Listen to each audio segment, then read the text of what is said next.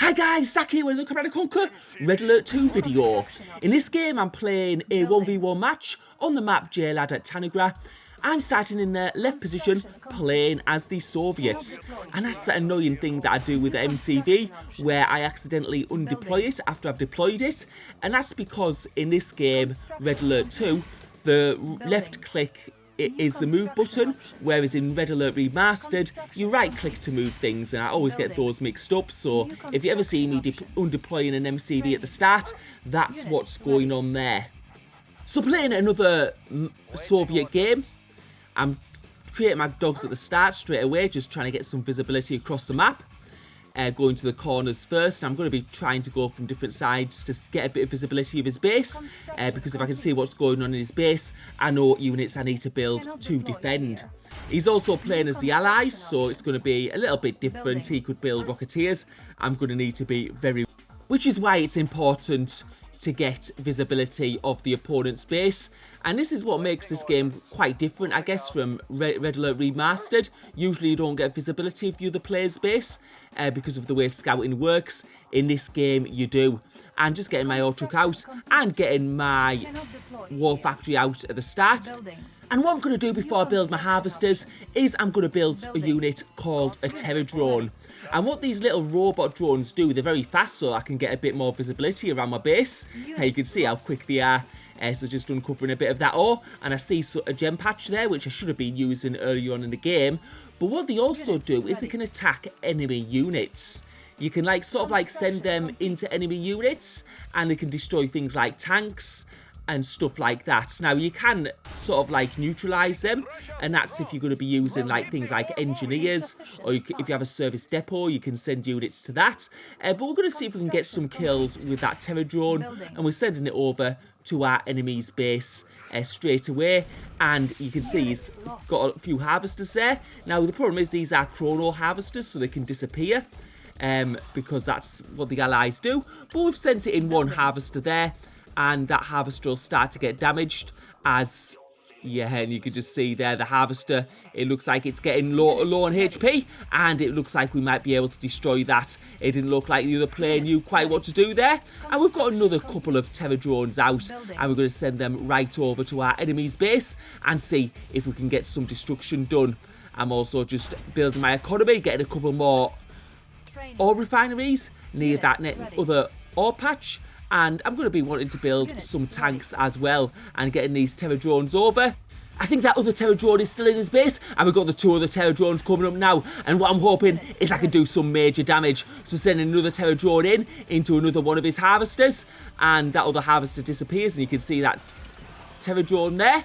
So we've got another terror drone going in one of his other harvesters, and now he's going for the repair. But we managed to get the terror drone in his repair vehicle, and you can see the engineer pops out, and that vehicle goes down. And then another harvester goes down, and a third one.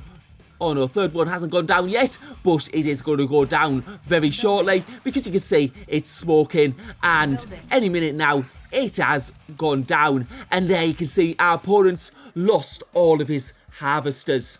And that is absolutely huge at this stage in the game.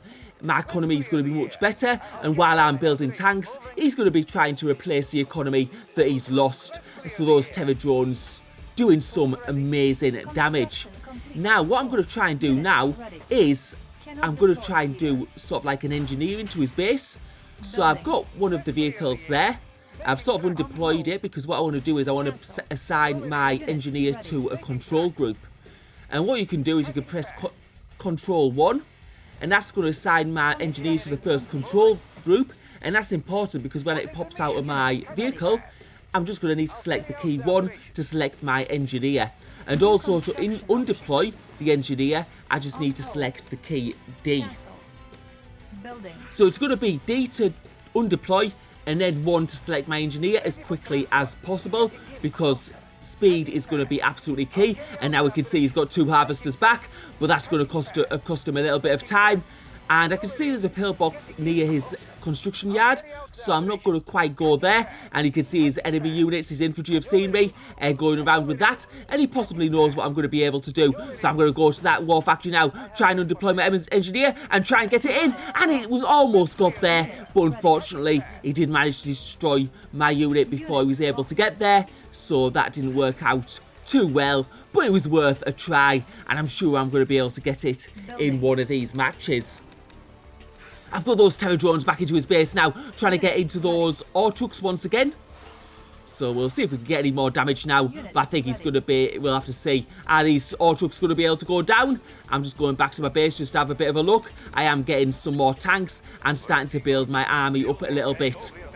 I also used my early advantage so that I could build an MCV, so that I can expand to other parts of the map and get more ore refineries and expand my base. Because if I have an MCV, extra MCV, while I'm moving, I can still be producing buildings, and I am building an ore refinery, so when I deploy my MCV in the other place, I'm going to be able to deploy it there. And now you can see the terror drones in that ore truck aren't going to work, because the enemy is now being able to, he's got some more units, and he's going to be able to sort of repair them and stop the terror drones from being as effective.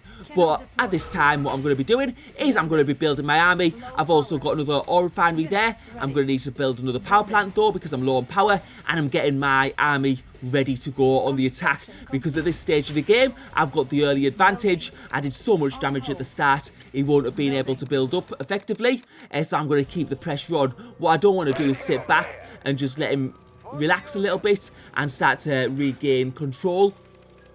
I could also see he's put infantry down. I think that's to defend against any terror drones that come round. So now we're going to go into his base.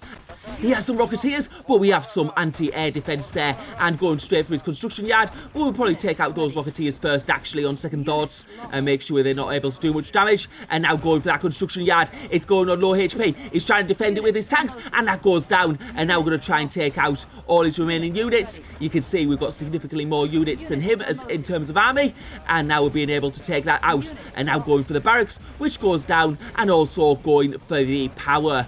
And that's going to make his building speed really slow. It's as good as over. And you can see this game was quite different from my other games. I was a lot more active early on. I used some other tactics, like using terror drones, trying to get into his harvesters, get that early advantage. Also tried the engineer play, which didn't quite work out, because I think when you get to higher level play, you need to get good at the early game and start using some of these things just to gain that early advantage. In a lot of beginner matches, what you find is players will just wait in the base, but as soon as you get to higher level matches, you get a lot less of that, and it's a lot more active right throughout the game. Well, thank you for watching. Hope you enjoyed the video.